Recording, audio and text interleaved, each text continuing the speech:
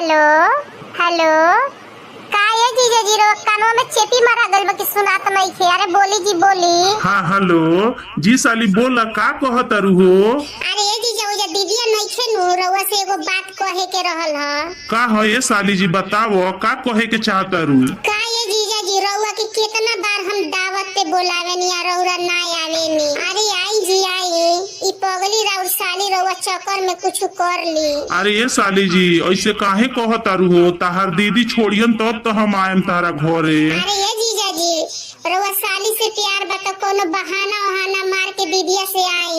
दीदिया से कई के बहाना जीजा जी मेरे कमरे में आना जी, कमरे में आना जीजा, कमरे में आना, कमरे में आना जीजा, कमरे में आना। दीदिया से कई के बहाना जीजा जी मेरे कमरे में आना जी। सोने की थाली में जीवना लगाई, जीवना लगाई जीजा, जीवना लगाई। करी हूँ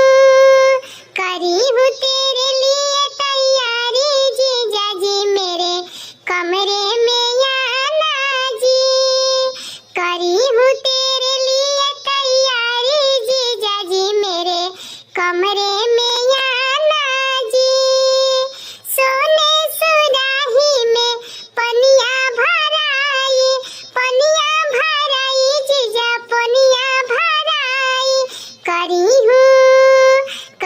हूँ तेरे लिए तैयारी जीजा जी मेरे कमरे में आना जी। अरे ये साली जी ई बात बा खाए खातिर बोलावतरू तो हमहू पिटाई मा तूहू पिटाइबू। इतना ताहर दीदी मार खाए है की।